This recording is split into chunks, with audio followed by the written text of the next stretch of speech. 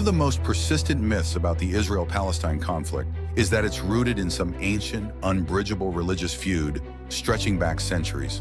In reality, while faith plays a role, the conflict as we know it today is relatively recent, dating back just over 100 years, a product of modern nation-building, imperial collapse, and clashing dreams of belonging. Picture the Eastern Mediterranean in the early 1900s, a land known then as Ottoman Palestine. Its cities and villages were a mosaic, mostly Muslims and Christians, but also a small but historic Jewish minority. While the region's communities were religiously diverse, coexistence was generally peaceful, but a profound transformation was beginning. First, among local Arabs, a sense of distinct Palestinian identity was stirring, fueled by the broader wave of nationalism sweeping the world. People began seeing themselves not just as subjects of the Ottoman Sultan or members of their tribe, but as Palestinians, a people with historic roots and a claim to their own land. At the same time, far away in Europe, a different movement was taking shape. Many Jews facing centuries of persecution and violence began to rally around Zionism, a new idea that Jews were not only a faith but a nation, and that only a return to their ancestral homeland could bring true safety and self-determination.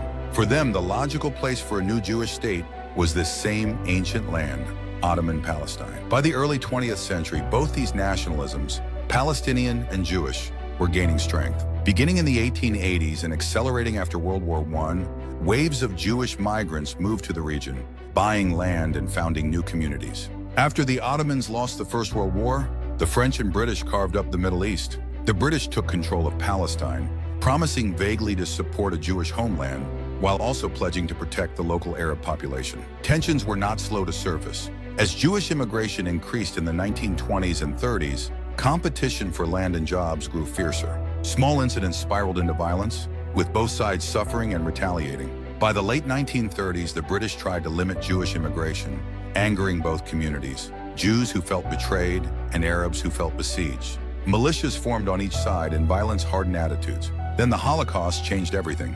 The world was horrified by the scale of Nazi atrocities against Jews, and support for a Jewish state soared.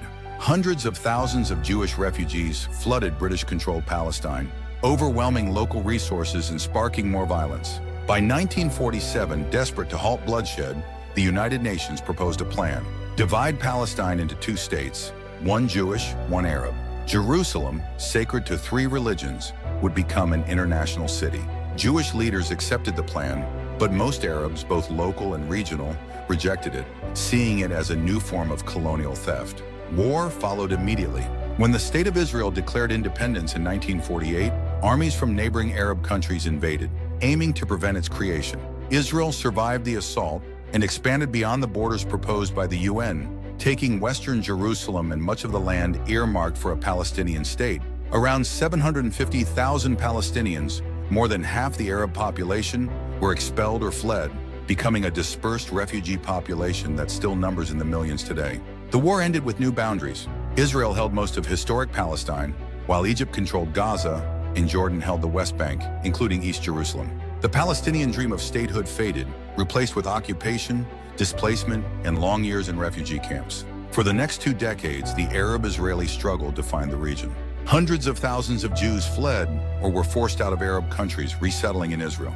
Yet the Palestinians remained largely voiceless, their fate determined by surrounding Arab states. Everything changed in 1967 during the Six-Day War. Israel, facing off against Egypt, Syria, and Jordan, seized Gaza, the West Bank, the Golan Heights, and the Sinai Peninsula, becoming the occupying power over millions of Palestinians. With Israel now controlling all of historic Jerusalem, the occupation became the core of a new phase, the Israeli-Palestinian conflict. Over time, the big Arab states, Egypt, Jordan, would make uneasy peace with Israel. But for the people in the West Bank and Gaza, day-to-day life was increasingly defined by settlements, checkpoints, and a lack of sovereignty. Resistance grew. The First Intifada, a mass uprising in the late 1980s, mixed protest, boycott, and violence. Israel responded with force, and the cycle of suffering deepened. In the 1990s, there was a glimmer of hope. Israeli and Palestinian leaders met in Oslo, Norway, signing historic agreements. The Palestinian Authority was born, given some freedoms but not true independence. Extremists on both sides struck back. Hamas with suicide attacks, Israeli hardliners with protest, and in 1995, the assassination of Prime Minister Rabin. Negotiations sputtered on, but hope gave way to renewed violence during the grim years of the Second Intifada. Walls and checkpoints multiplied, political exhaustion set in. Today, Gaza is blockaded and impoverished. The West Bank fragmented by settlements, and millions of Palestinians remain without a state. Most Israelis, meanwhile, have grown cynical, focused on their own security and weary of endless conflict. This, then, is the true story behind today's headlines. Not an ancient religious war, but a century-old struggle between two peoples, each clinging to their own history, traumas, and dreams. And as hopes for peace fade, everyone agrees, what exists today cannot last forever. The only certainty is that, unless something dramatic changes, the next chapter may be even more difficult than the last.